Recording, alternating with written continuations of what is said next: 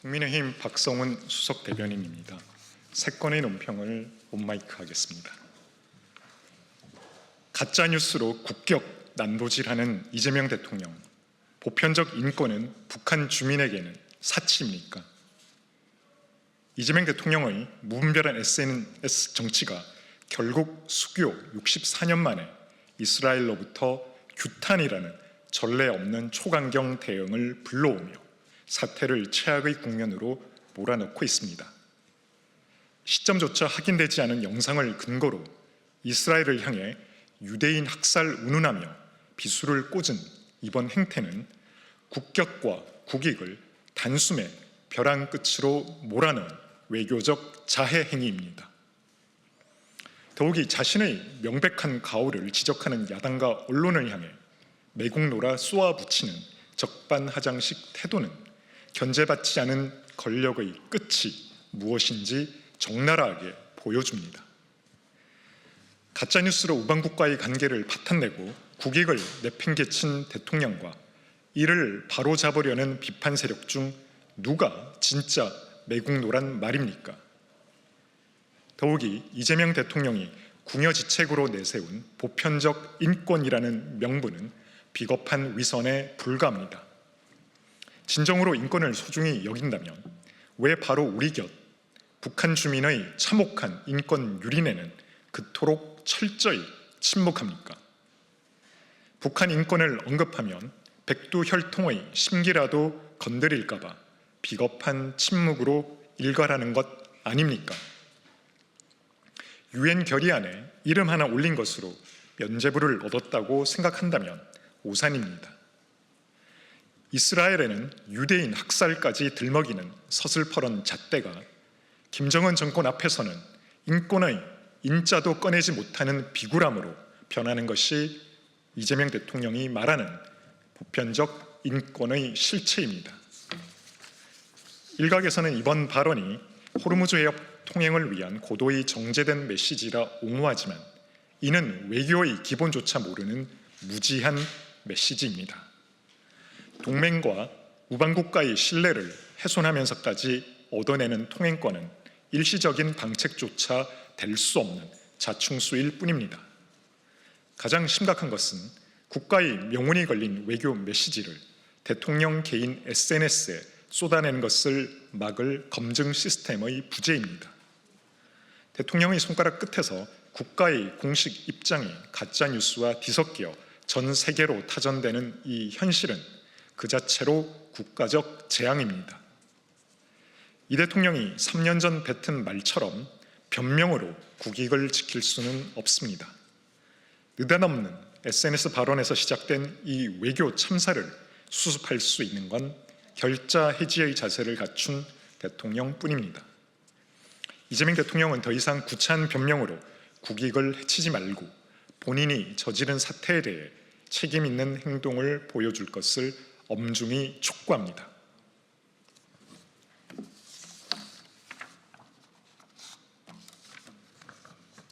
다주택 색출인가 공직사회 길들이기인가 이재명식 부동산 정치의 민낯입니다.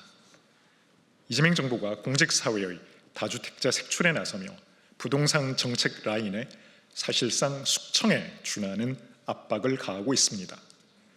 이재명 대통령의 지시를 앞세우고 있지만 그 실체는 법과 원칙을 무시한 채 공직자를 겁박하는 권력 남용으로 정상적인 민주주의 국가의 모습이라 보기 어렵습니다.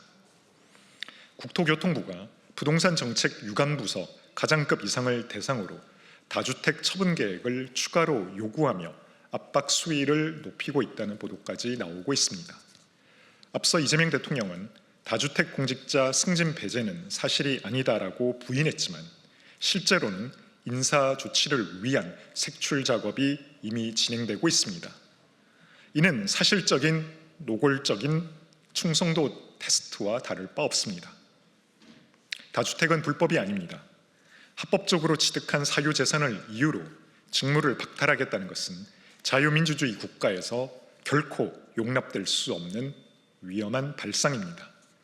정책 전문성과 역량이 아니라 부동산 보유 여부로 사람을 걸러내겠다는 것 자체가 이미 이재명 정부의 부동산 정책 실패를 예고하는 꼴입니다. 무엇보다 국민적 분노를 키우는 것은 뻔뻔한 내로남불입니다. 이재명 대통령은 분당 아파트 매각을 대대적으로 홍보했지만 실제 처분 여부조차 불투명합니다. 김현지 부속실장을 비롯해 이성훈 국토교통 비서관 등 청와대 핵심 참모들 가운데 12명이 다주택자로 알려져 있음에도 이들의 처분 여부는 여전히 감감무소식입니다. 앞에서는 매각 쇼를 벌이면서 뒤로는 자신의 재산을 지키려는 이중적 행태의 전형입니다. 결국 이 모든 조치는 시장 안정과는 거리가 먼 정치적 연출에 불과합니다. 시장을 안정시킬 능력도 의지도 부족한 상황에서 다주택자를 악마화하고 공직자를 희생양 삼아 책임을 돌리려는 얄팍한 꼼수이자 정치 쇼일 뿐입니다. 정책 실패의 책임을 내부로 돌리고 공포 분위기로 조직을 장악하려는 행태는 사회주의식 통제이자 권위주의 정권의 구태일 뿐입니다. 진짜 공정과 책임을 말하고 싶다면 애꿎은 실무 공직자들을 겁박할 것이 아니라 권력 핵심부의 재산 현황부터 투명하게 공개하고 동일한 잣대를 적용하십시오. 권력 내부의 다주택 문제조차 해결하지 못하는 채 벌이는 지금의 모든 조치는 국민을 기만하기 위한 쇼에 불과합니다. 이재명 정부는 지금의 광기 어린 색출 작업을 당장 중단하고 무너진 부동산 정책에 대해 국민 앞에 석고대지할 것을 엄중히 촉구합니다.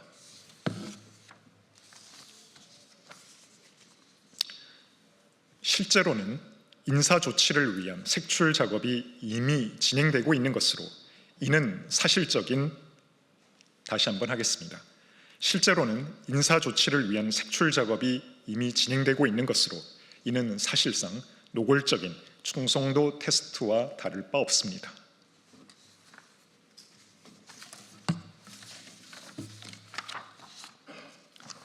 민주는 사라지고 계파 갈등만 남은 없는 민주당 정부지사 경선을 규탄합니다. 민주당의 정부지사 경선 과정이 민주라는 이름이 부끄러울 정도의 불공정으로 점철되고 있습니다. 경선에서 1% 차이로 패한 안호영 의원이 당의 결정에 항의하며 단식에 나서자 지도부는 공천 불이익을 운운하며 겁박에 나섰습니다. 공당으로서의 최소한의 자정 능력마저 상실한 행태입니다. 이번 사태의 핵심은 형평성이 실종된 선택적 감찰입니다. 김관영 지사는 의혹 제기 당일 즉각 제명하더니 정청래 대표의 측근인 이원택 후보의 식사비 대납 의혹에는 단 하루 만에 혐의 없음이라는 면죄부를 내렸습니다. 식당 주인과 참석자들의 증언이 엇갈리는데도 전화 몇 통으로 감찰을 끝낸 것은 애초에 결론을 정해놓고 짜맞춘 무늬만 감찰이었음을 방증합니다. 결국 민주당 공천 기준이 법과 원칙이 아니라 지도부와의 거리에 있음을 자인하는 꼴입니다. 더욱 가관인 것은 안 의원이 절차에 따라 재심을 청구하자 문정복 최고위원이 다음 총선에 못 나올 수 있다며 노골적인 위협을 가했다는 점입니다. 당헌 당규에 보장된 정당한 권리를 두고 경선 불복으로 몰아세우고 있습니다. 지도부가 공정성을 상실하고 계파 챙기기에 혈안이 되어 있으니 현직 의원이 국회 본청 앞에서 단식으로 항의하는 일이 벌어지는 것입니다. 당대표와 가까우면 있던 의혹도 사라지고 이에 항의하면 정치 생명을 위협받는 것이 민주당이 말한 시스템 공천입니까? 호남은 민주당의 계파 갈등 전유물이 아닙니다. 계파 챙기기에 급급해 민심을 등지고 의혹투성이 후보에게 면죄부를 주는 행태는 전북 도민에 대한 모욕입니다. 민주당에 촉구합니다. 자당 의원조차 납득하지 못하는 사천과 불공정 감찰을 멈추십시오. 도민의 선택권을 기만하는 끼리끼리 공천은 결국 이번 선거에서 준엄한 심판을 받게 될 것입니다.